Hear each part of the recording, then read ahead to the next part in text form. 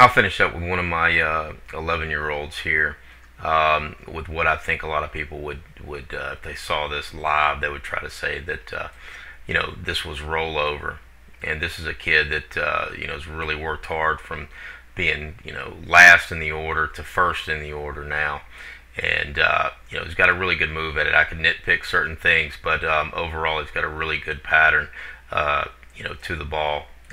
Specifically, the barrel stays stacked over the hands, doesn't lay off, back elbow stays tight, and he gets a good lateral press off that back side, and then through contact we're getting what we want. Front knee more collapsed than I would say that he does on most swings. This, I think, was a 2-strike count, and I think he was being a bit defensive here, so the knee collapsed a little bit. But we've got this. This is what's critical. We get this tilt. We get this off the back, behind the front look. So you can see he's off the back foot is weightless, but the head stabilizes behind that front side, and we create that tilted torso that keeps us behind. So that's the dichotomy of hitting that people kind of miss. Everybody sees everybody tilted back, but we're off the back and behind the front. Okay, so real strong approach. Again, there's things to tweak here and there, but real strong approach there. Barrel above the hands for a very long period of time. Okay, and then he just drops the head on it here at the end. But anyway, back to the rollover issue. You can see him approaching the ball here. Okay, there's the ball out front, obviously, and here's the bat head.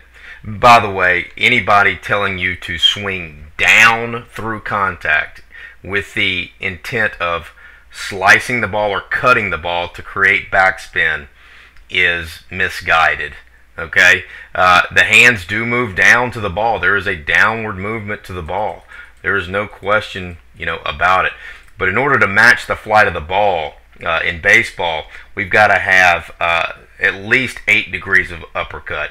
The ball is moving down in a path like this, and so to try to intersect that path with a swing like this to cut the ball is possible, but it would result in rare contact. Not only rare contact, but glancing blow contact. Okay, our goal isn't to slice the ball. Our goal is to do as much damage to the ball as possible, and we do that by hitting the ball squarely and compressing it.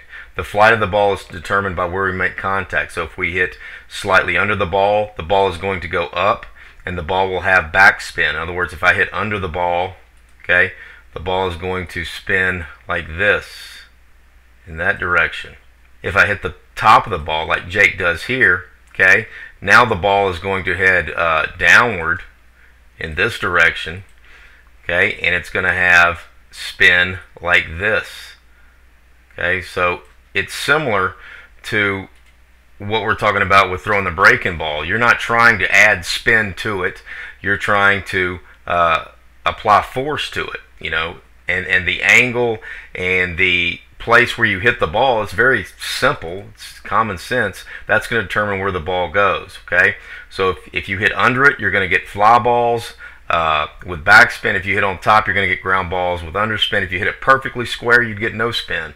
Okay, so there is something to be said for the downward feeling of a swing, especially if you keep the barrel up, there's a more downward feeling to it. We want to feel that. Kids that really lay off and get flat, there's more of an uppercut feel to it.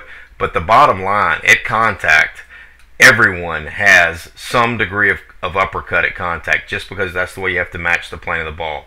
The back spin or top spin is simply determined by where the bat hits the ball. You're not trying to cut down and slice the ball.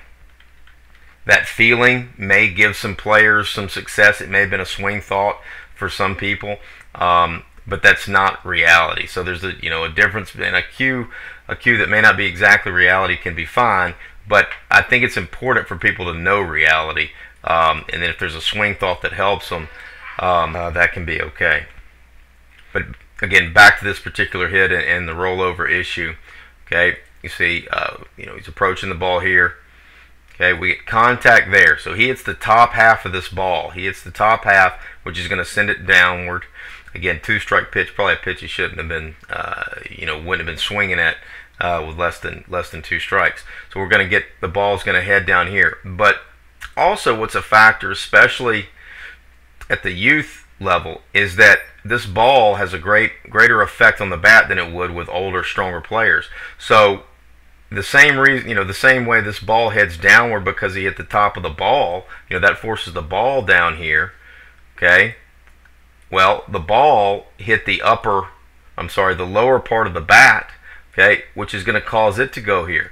So we get, this is after contact, okay, he's already hit the ball, he's still palm up, palm down, but now see what the ball does to the bat, okay, it carries it up slightly, and this is where, I believe people start to see premature, or think they're seeing rollover. They see that bat jump up and they think it's his hands doing it, but it's primarily the ball that's kind of knocking the bat upwards. Okay, and then you can see Jake. So see, that's too high. But that is due to the kid being 11 years old with a light bat and the ball having effect on the bat. Now the ball's already gone. Okay, so the fact that his bat goes up here doesn't really matter.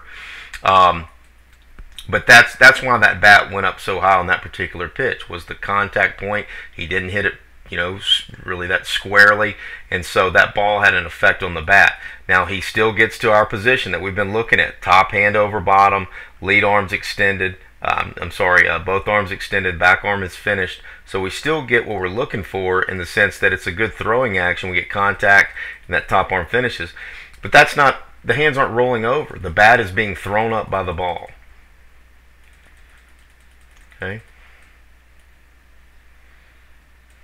And then again, Jake, I like to really see that hand finish there before he releases, and so that's a good finishing position.